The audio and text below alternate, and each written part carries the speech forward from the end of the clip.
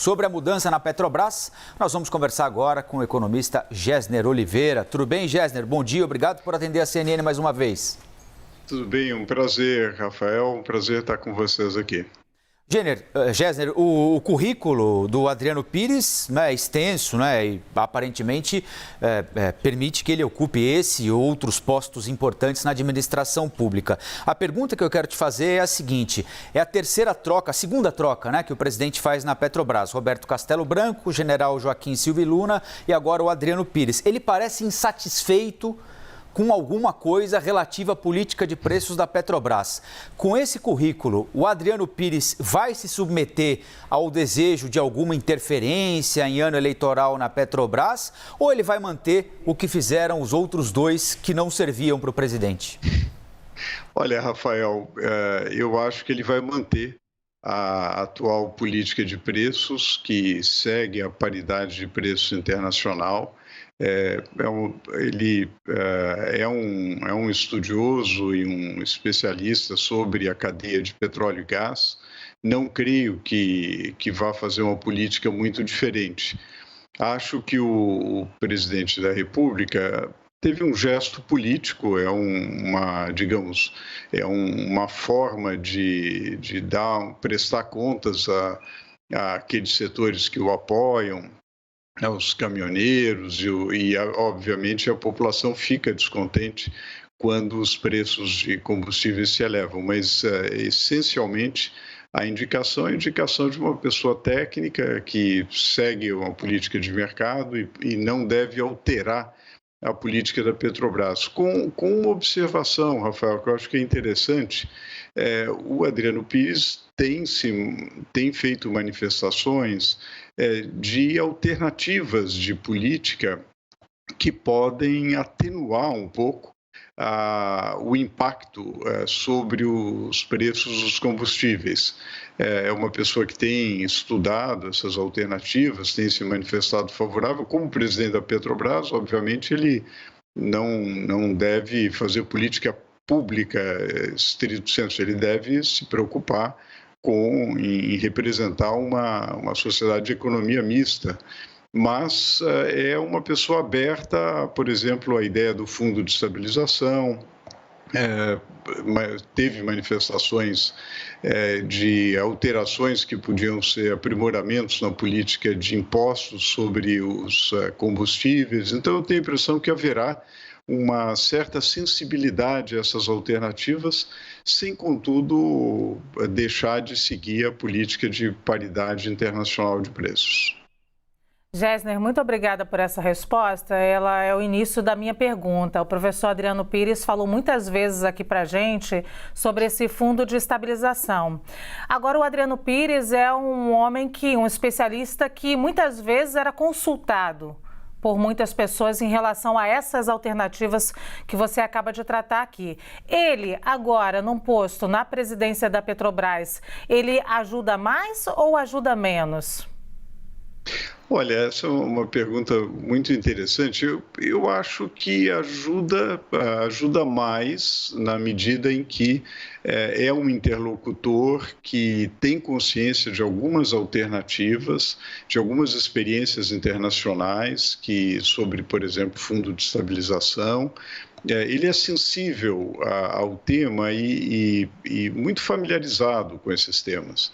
Então, ajuda você ter um presidente da Petrobras que tem essa consciência. Agora, cada um tem seu papel, na verdade. Quer dizer, como presidente da Petrobras, obviamente, ele responde aos interesses do conjunto daquela sociedade de economia mista. Ele precisa seguir as regras de governança da Petrobras.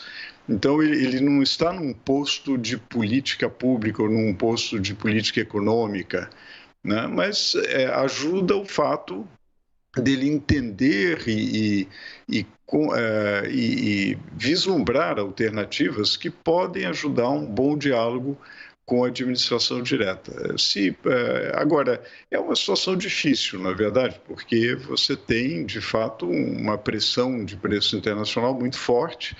Caiu um pouquinho agora, mas o preço do barril do petróleo está muito elevado. Há um elemento que com o novo patamar do dólar, isso atenua também um pouco os impactos, né? Então, o preço do dólar tendo um pouco mais baixo, mas, obviamente, isso está muito volátil ainda para a gente derivar uma tendência. Mas acho que ajuda, mas não elimina a tensão, o problema real, que é a pressão sobre o preço dos combustíveis.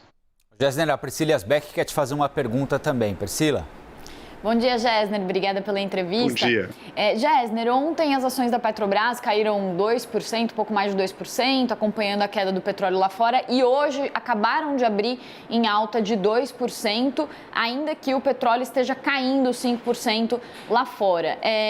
Isso mostra, talvez, que os investidores estão aceitando bem o nome de Adriano Pires. Muitos analistas estão falando sobre isso. Mas o quanto que um nome técnico pode conseguir fazer de mudança numa empresa como a Petrobras? Porque outros nomes técnicos já foram indicados antes, já houve um ânimo com esses nomes antes. Talvez o general Joaquim Silvio Luna tenha sido ali uma interrupção nesse fluxo, porque era um nome mais ligado ao presidente Jair Bolsonaro, mas antes outros presidentes, como Castelo Branco, Pedro Parente, eram muito respeitados pelo mercado. O que o senhor acha que o Adriano Pires conseguiria, de fato, fazer dentro da Petrobras? Ele seria capaz, por exemplo, de tornar a empresa mais eficiente, ou o senhor acha que esse fantasma da ingerência política pode continuar atrapalhando a gestão da empresa? Olha, infelizmente a interferência política tem ocorrido, né?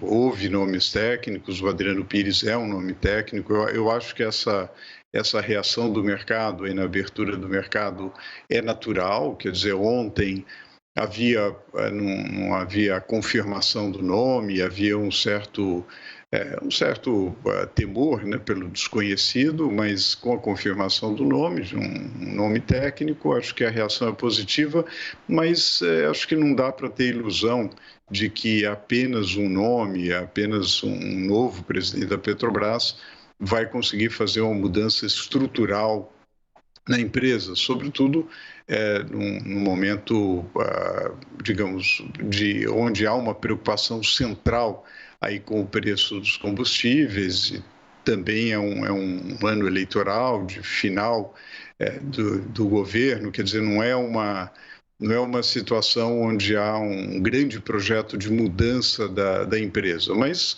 sendo um especialista no setor, sendo um nome técnico, certamente é uma pessoa que vai na linha de dar racionalidade, de continuar. Há um programa na Petrobras de foco em alguns investimentos centrais.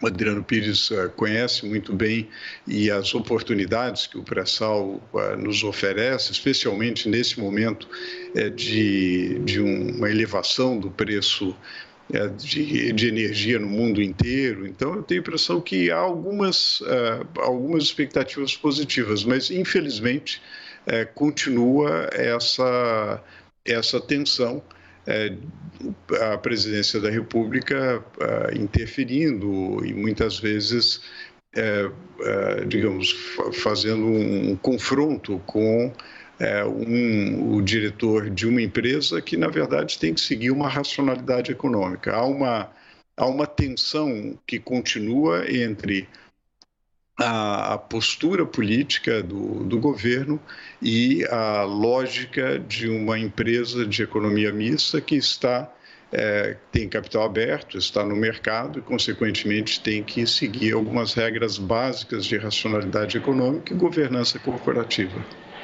Gessner, tem dólar, tem guerra, tem alta do preço do barril no mercado internacional, tem mudança na Petrobras, tem eleição. Colocando tudo isso num liquidificador, no final das contas, o preço dos combustíveis tem a tendência de diminuir, ficar onde está ou subir? É possível enxergar alguma coisa no médio prazo, pelo menos, Gessner?